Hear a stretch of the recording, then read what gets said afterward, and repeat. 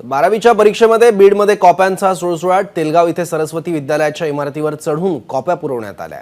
आजपासून 12वीच्या परीक्षा सुरू झाल्या असून या परीक्षेमध्ये विद्यार्थ्यांनी कॉपी करू नये यासाठी वेगवेगळे पथक तयार करण्यात आले। तरी देखील बीडच्या तेलगावमध्ये असलेल्या सरस्वती विद्यालयाच्या इमारतीवर चढून विद्यार्थी परीक्षार्थींना कॉपी पुरवत असल्याचं पाहायला मिळतंय। आज 12वीचा पहिला इंग्रजी विषयाचा पेपर असून परीक्षा केंद्रावर विद्यार्थ्यांनी बाहेरून कॉप्या करू नयेत यासाठी पोलीस बंदोबस्त देखील लावण्यात आलाय। मात्र सरस्वती महाविद्यालयाच्या मागील इमारतीच्या बाजूने विद्यार्थी जीव धोक्यात घालून इमारतीवर चढून परीक्षा देणाऱ्या परीक्षार्थींना कॉपी पुरवत असल्याचं समोर आलं आहे। आणखी माहिती घेऊया, आपले प्रतिनिधी गोविंद शेळके आता आपल्यासोबत आहे। गोविंद, खिडकींवर चढून कॉप्या पुरवल्या जात आहेत, प्रशासन काय करतंय?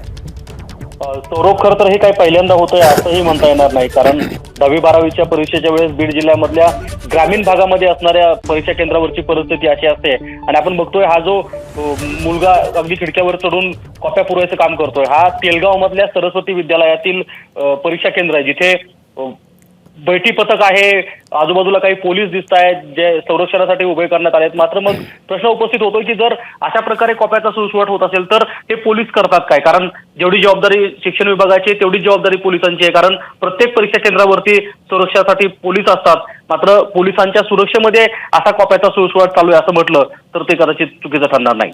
सौरभ, गोविंद, धन्यवाद या माहितीबद्दल।